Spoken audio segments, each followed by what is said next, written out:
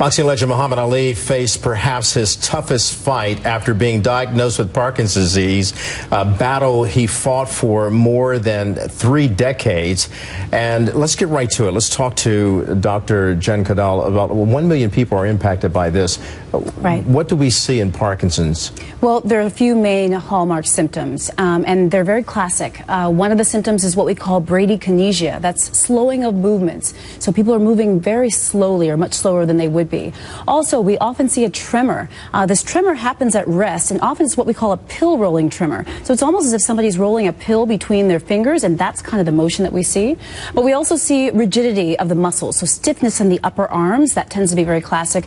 And there are a number of symptoms. Oftentimes patients with Parkinson's, you look at their face and you can't read their expression very well. We call that a masked facies. They don't blink as much, and you really can't tell how they're feeling. So that, along with other symptoms, because it does affect the whole body, but those are some of the hallmarks that we do see.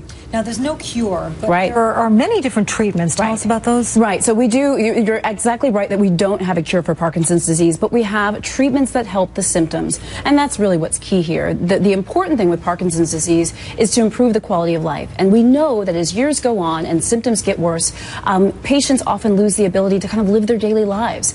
Even eating, walking, talking, doing simple tasks can become very difficult. So these medications that we have a number of them, help with these symptoms of being able to move, because again, it's a movement disorder, and live your life. What's really telling about Ali's character is that he actually launched a wing at the hospital where he passed to try and do research on Parkinson's. Right. So he was out in front of it trying to fight this. Sure. Well, that's what we need, right? We know a lot about Parkinson's in terms of what causes it, or why does someone get Parkinson's versus someone else. We think it's a combination of genetic causes as well as environmental causes. But like so many other conditions, we still need more information. And right now, there's not a blood test that I can do or a study that I can order to diagnose someone. It's a clinical diagnosis. So research is very important. We need to know more. Right, yeah, from what I understand, there are some false positives for Parkinson's. Well, some of the symptoms overlap with symptoms of other conditions. We got to stop there, but people, if you have a chance, make sure you give to research Absolutely. Parkinson's and other diseases that are incurable. That'll do it for us. Dr. Jen Caudle, thank you. Thank you.